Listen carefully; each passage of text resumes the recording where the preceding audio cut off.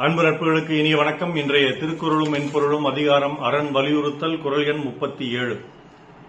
அறத்து ஆறு இதுவென வேண்டா சிவிகை பொறுத்தானோடு ஊர்ந்தான் இடை. பல்லக்கில் அமர்ந்து செல்பவன் மற்றும் அதை தூக்கிச் செல்பவன் இடையில் உள்ள வேறுபாட்டை பார்த்தாலே அறத்தின் பயன் என்னவென்று விளங்கும். அறவழியின் பலன் இதுதான் என்று தனியாக அறிவுரை சொல்ல வேண்டியதில்லை. There is no need to tell separately about the benefits of being fair. If you just see the difference between those who are carrying and sitting on the palanquin.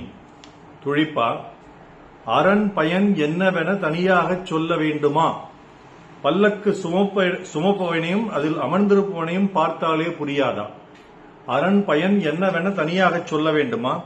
பல்லக்கு சுமப்பவனையும் அதில் அமர்ந்திருப்பவனையும் பார்த்தாலே புரியாதா?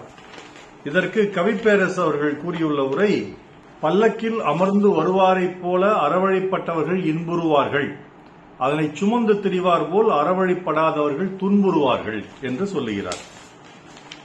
இதற்கு சிலர் சிலவிதமான பொருளை மாற்றி சொல்லுவதும் உண்டு. அதாவது புண்ணியம் பாவம், அறவழியில் செல்பவர்கள் புண்ணியம் செய்தவர்கள், அவர்கள்தான் இந்த பல்லக்கில் ஊர்ந்து செல்பவர்கள். நடந்து செல்பவர்கள் பாவம் செய்தவர்கள், அதனால்தான் அவர்கள் பல்லக்கில் செல்பவர்களை தூக்கிக் கொண்டு செல்கிறார்கள். இதுதான் பாவ புண்ணியம், அதனால் புண்ணியத்தை சேர்த்துக்கொள், பாவத்தை சேர்த்துக் கொள்ளாதே என்று வள்ளுவர் கூறுவதாக சொல்கிறார்கள். ஏன் அறவழியில் நடப்பவர்கள் பல்லக்கில் அமர்ந்து கொண்டு செல்கிறார்கள்? ஏன் அறவழியில் நடக்காதவர்கள் பல்லக்கை தூக்கிக் கொண்டு செல்கிறார்கள்? இதை சற்று யோசித்தால் தெரியும். பல்லக்கில் அமர்ந்து கொண்டு செல்பவர்கள், அந்த காலத்தில் வேணா மன்னன் பல்லக்கில் போயிருக்கலாம், அறிஞர்கள்லாம் பல்லக்கில் போயிருக்கலாம், அதை பணியாளர்கள் சுமந்து கொண்டு செல்வார்கள். ஆனா இப்ப பல்லக்குலாம் ஒண்ணு கிடையாது.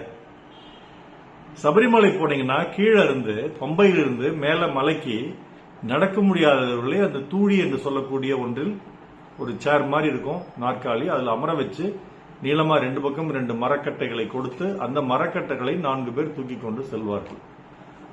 நமக்கு சாதாரணமா அந்த இருமுடியை தலையில கட்டிட்டு நடந்து போனாவே பயங்கரமா மூச்சு வாங்கும். பல பேர் உட்கார்ந்து தான் எந்திரிச்சு போறது உண்டு, சிறுவயதினர்கள் கூட. ஆனா இவர்கள்லாம் கிட்டத்தட்ட மத்திய வயதை சார்ந்தவர்கள் அல்லது சிலர் சிறு வயதாகவும் இருப்பார்கள். அவங்க 4 பேர் சேர்ந்து ஒரு 80 கிலோ ஆளை, ஒரு 100 கிலோ ஆளை தூக்கிட்டு போனா ஆளுக்கு 25 கிலோ மூட்டையை தூக்கிட்டு போற மாதிரி அப்படி வேத்து வடியும். அவங்க நடக்கிறது மட்டும் இல்லாம இவங்களும் சேர்த்து சுமக்கும் போது அப்படி வேத்து வடியும், அப்படி மூச்சு வாங்கும். இருந்தாலும் அவர்கள் இவர்களை சுமந்து கொண்டு செல்கிறார்கள். பலரையும் கேட்பாங்க, எங்க தூளியில வர்றீங்களா அப்படின்னு கேட்பாங்க. ஏன் அவர்கள் அப்படி கேட்கிறார்கள் என்றால், அவர்கள் யாருமே கல்வி அறிவு படைத்தவர்கள் அல்ல. ஒரு டாக்டரோ, ஒரு ஐஏஎஸ் ஆபீஸரோ, ஒரு இன்ஜினியரோ போய் பல்லக்கு தூக்க போறாங்க, அது தூளி தூக்க போறாங்க இல்லைங்க. அவங்க எல்லாம் கல்வி அறிவு அதிகமாக பெறாதவர்கள், தன் உடல் உழைப்பை மட்டும் நம்பி வாழ்பவர்கள். அப்ப கல்வி அறிவு அதிகமாக பெறாத பொழுது தனக்கு வாழ்வில் ஒரு வருமானம் வேண்டும் என்று எண்ணும் பொழுது அவர்கள் அறவழியில் சம்பாதிக்கிறார்கள். அதை நிச்சயமாக பாராட்ட வேண்டும்.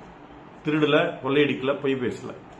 அப்படி அறவழியில் சம்பாதிக்க வேண்டும் என்று எண்ணும் பொழுது தன்னை சுற்றி செய்பவர்கள் என்ன தொழில் செய்கிறார்கள் பார்க்கும் பொழுது பலரும் இந்த தொழில செய்யறாங்க, அதனால நம்ம அதே போய் செய்யலாம்னு செய்யறாங்க. ஆனா பல்லாக்கில் அந்த தூளியில் அமர்ந்து கொண்டு சென்று கொண்டிருப்பவர்கள் பெரும்பாலும் பணக்காரர்கள். அந்த தூளி தூக்கிட்டு போறவங்களுக்கு காசு கொடுக்கிறவங்களுக்காக அவங்க காசு வச்சிருக்காங்க, இல்லைன்னா அவங்க சபரிமலைக்கே வந்திருக்க மாட்டாங்க, இப்படி போயிருப்பாங்க. அந்த பணத்தை, செல்வத்தை அவர்கள் எப்படி சேர்த்தார்கள்? கொள்ளையடிச்சும் சேர்த்திருக்கலாம், ஊழல் பண்ணி சேர்த்திருக்கலாம், நேர்வழியிலும் சேர்த்திருக்கலாம். நம்ம நேர்வழியில் சேர்த்தார்கள் என்றே வைத்துக் கொள்வோம். அப்படி நேர்வழியில் சேர்த்திருந்தால் அதற்காக அவர்கள் படித்திருக்க வேண்டும், அனுபவப்பட்டிருக்க வேண்டும், முயற்சி செய்திருக்க வேண்டும், பயிற்சி செய்திருக்க வேண்டும். இதெல்லாம் இருந்தால்தான் அவங்களால பொருள் ஈட்ட முடியும். அப்படி பொருள் ஈட்டுபவர்கள் அந்த தூளியின் மேல் அமர்ந்து செல்கிறார்கள். அப்படி பொருள் ஈட்ட முடியாதவர்கள், கல்வி அறிவு பெறாதவர்கள் நடந்து செல்கிறார்கள். அதனால அறவழியில் நீ பொருளை ஈட்டினால், அறவழியில் நீ கல்வி அறிவு பெற்றால் நீ பல்லக்கில் அமர்ந்து கொண்டு போகலாம், தூக்கி கொண்டு போக வேண்டியதில்லை. இதைத்தான் வள்ளுவர் சொல்கிறார் என்று நான் கருதுகிறேன். இதற்கு ஒரு பாட்டு.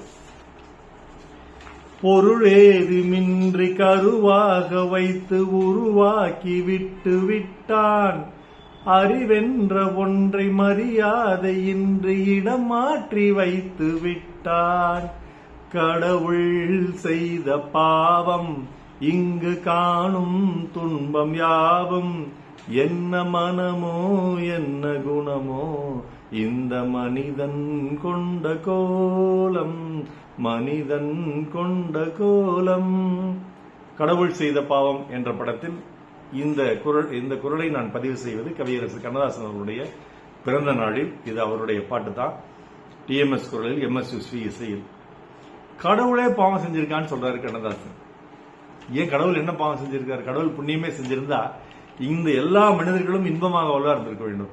இங்க பல மனிதர்கள் சாப்பாட்டுக்கு வழியின்றி, நல்ல துணிக்கு வழியின்றி, நல்ல மருத்துவத்துக்கு வழியின்றி, நல்ல இருப்பிடத்திற்கு வழியின்றி, நல்ல படிப்புக்கு வழியின்றி வினாகி போகிறார்களே, துன்பப்படுகிறார்களே. இது யார் செய்த பாவம்? இவர்கள் செய்த பாவம் அல்ல, கடவுள் செய்த பாவம். கடவுளும் இவர்களை படைக்கும் பொழுது அல்லது இவர்களுக்கு இந்த நிலையை கொடுக்கும் பொழுது அற வழியில் செல்லவில்லை என்று கண்ணதாசன் இந்த பாட்டில் சொல்றார். மீண்டும் குரல். அறத்தாறு இதுவென வேண்டா சிவிகை பொறுத்தானோடு ஊர்ந்தான் இடை. நாள் சிறக்க நற்றமிழ் வாழ்த்துகளும் அடுத்து ராம செல்வரங்கம், ரிஷினி திரளை, அவியகம், சேலம், கள்ளக்குறிச்சி, அரூர், ஈரோடு, கணவாலயம். நாளோடு நன்றி. டாக்டர் செல்வரங்கம் குரல் யூடியூப் சேனல் ஷேர் பண்ணுங்க, லைக் பண்ணுங்க, கமெண்ட் பண்ணுங்க, சப்ஸ்கிரைப் பண்ணுங்க. வணக்கம்.